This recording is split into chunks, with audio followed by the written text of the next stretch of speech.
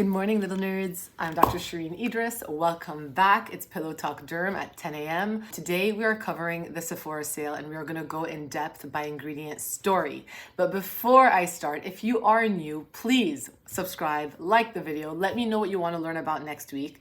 And if you aren't new but you don't know, the reason why the Sephora sale this year has a special place in my heart is because my brand, Dr. Idriss, is being sold at Sephora. So if you guys are going to be able to save through the Sephora sale by buying the products there, God bless. For those of you who don't know, the sale runs from April 5th through the 15th, and you can get up to 20% off if you are a Rouge member, 15% off if you are a VIB member, and 10% off if you're an insider. And apparently they give 30% off for all of the Sephora collections. And since you guys are like super nerds, we're going to break it down by ingredient, and I'm going to give you guys my top 2 or 3 picks by ingredient. And then this way you can create multi-ingredient stories for specific concerns you have. Starting with numero uno, the crown jewel. Did you guess it? Retinols. Retinols are the tried and true ingredient when it comes to anti-aging and boosting collagen, helping with the look of fine lines and wrinkles, as well as stubborn dark spots. It is a little bit irritating though, and it's important for you guys to understand what you're using and the percent that you are using. But not all brands disclose that percent, so it's a little bit annoying. But this is the time to kind of dabble and try. If you were always financially concerned that you don't want to waste your money on something that you might tolerate, this might be the time to try to spend that money and take that risk. So starting with Ole Henriksen, they have their Double Rewind Pro Grade 0.3% retinol serum, I almost lisped, at $72. This guy is great for beginners. It is a very lightweight retinol, just like that. And it is also loaded with 20% aloe juice to hydrate. It has a very natural lemony fragrant scent, but it also has beta carotene there to help as an antioxidant. I realize I have no Kleenex next to me, so this is going to stay on the back of my hand throughout the video. The Inky List also has a Super Solutions 1% retinol serum. This will be for the more advanced retinol users in the group. It has 1% retinol as well as apricot kernel oil and squalane. It is $25. I will just be careful. Do not try to go for this first because it is cheap and it is easy. And definitely, as I always say, avoid the kiss of death around your mouth. Soft Services is a brand that recently launched at Sephora. They have their Update Retinol Body Serum for $44.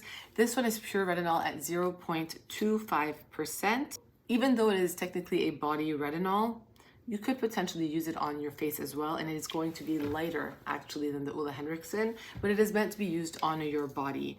And they claim that body retinols are typically formulated at 0.1%, making this product 2.5 times more potent. So 0.1% is probably the lowest thing you'll ever find. And my guess is when people don't disclose, it tends to be around that, but that's not always true. When it comes to peptides, peptides is a category where they have been blowing up over the past year. They have been shown to stimulate collagen synthesis, but not all peptides are created equal. However, if you're unable to tolerate a retinol, it's a good reason to look to peptides to add into your anti-aging routine. And I would definitely try them first, but know that they do not replace any sort of retinol whatsoever. Use Oracle Peptide and Antioxidant Eye Gel. This one is $44. It's an eye cream with a purpose, especially if you can't tolerate retinols. And it has palmitoyl tripeptide 1 and tripeptide 7 to help with collagen production and to reduce the look of inflammation. There's also algae extract at 1%. It's extremely lightweight, so if you're oily, it's a good one for you.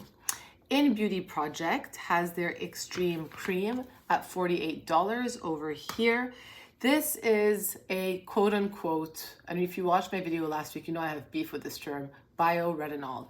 But I really do think it's a combination of just a bunch of various peptides, and it is a very nice and beautiful texture. So ignore the bioretinol claim and look at the peptides over here where they have 7% lifting peptides, heptapeptide 7, acetyl hexapeptide 5, and this other one, which I'm going to butcher, get ready for it, nicotinamide, benthamania, hexapeptide, 40, whatever. You guys are like, whatever, dude.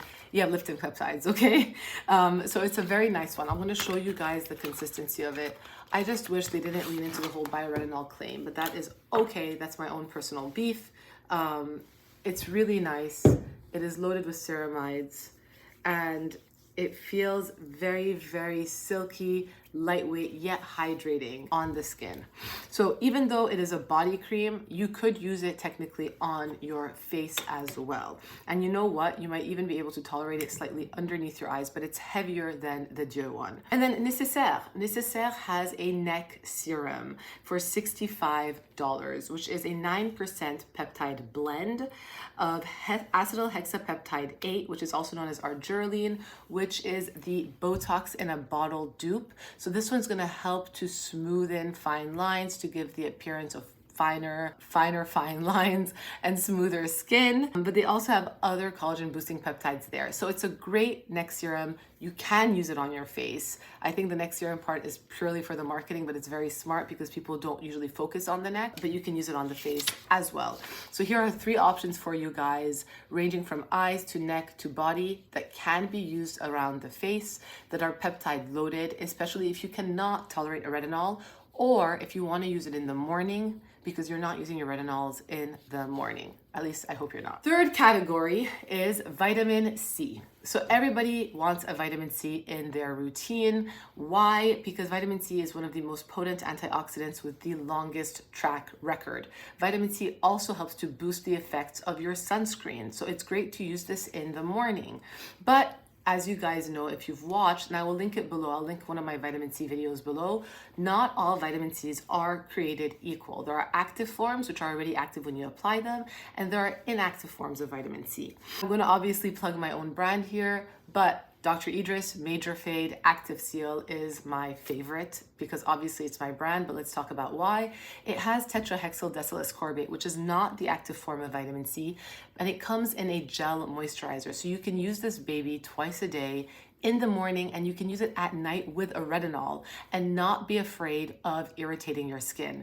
So I get 24 hours of vitamin C on my skin in the morning and at night to help with the look of any sort of brown spots, discoloration, hyperpigmentation. But I use this in addition to other ingredients as well, which we'll hit on in a second. It is glycerin based. There's no hyaluronic acid in my moisturizer. That is on purpose.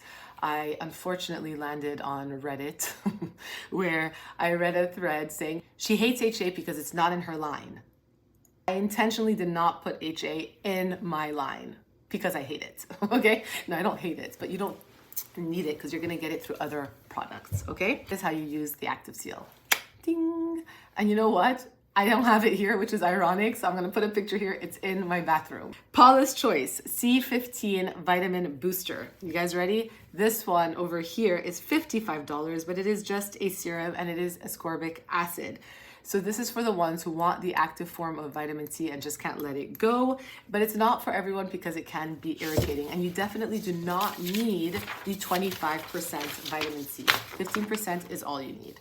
And then Innisfree Green Tea Enzyme Vitamin C Brightening Serum is $32. This has 3-O-ethyl ascorbic acid, which is also an ester form. It also has green tea for anti-inflammatory properties. It is a serum and it has no HA, and I love that. Thanks, Innisfree. And so those are probably my top 3 vitamin C picks at Sephora. Talking about AHAs. AHAs are alpha hydroxy acids. These are exfoliating acids. These are what you think of when you think of glycolic acid, lactic acid, and mandelic acid. Now, when you are exfoliating, I much prefer that you exfoliate at night and not in the morning. Why? Because you're taking the day off of your face, you are getting rid of all of that crud and the dead skin cells, and you're allowing your skin to heal overnight.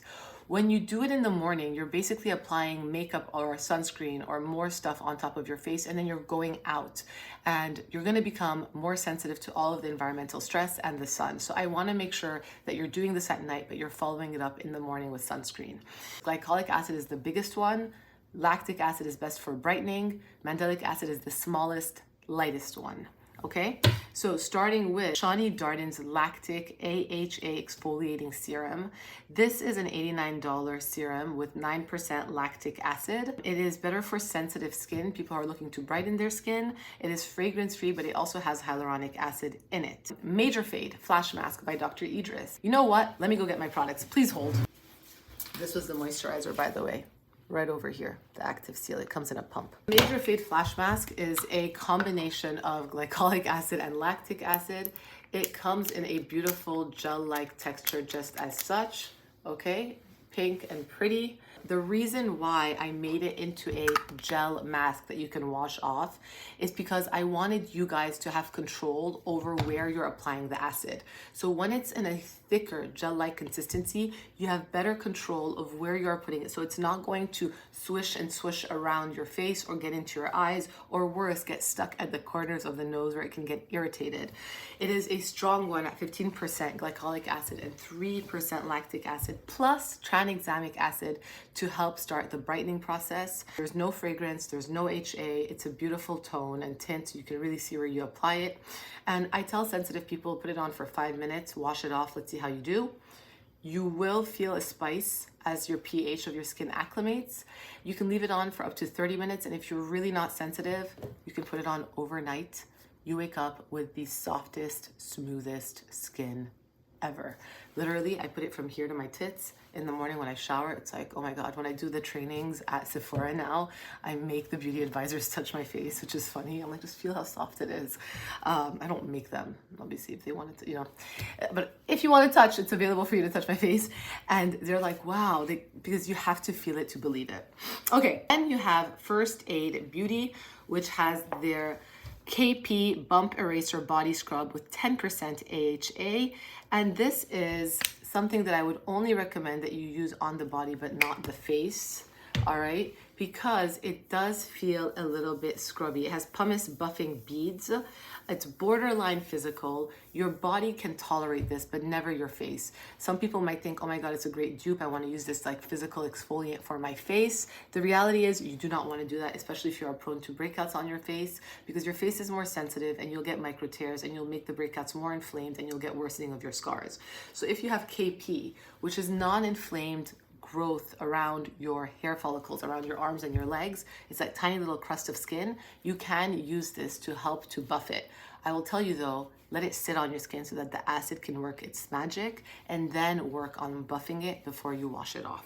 So make sure your skin gets skin time with it. If you're looking for a BHA, which is salicylic acid, if you're oily, acne prone, living in a really humid environment and your sebaceous glands are just out of control, this is what you want to use. Sal acid is for oil lovers, and Skin Fix has a 2% BHA and azelaic acid acne spot treatment.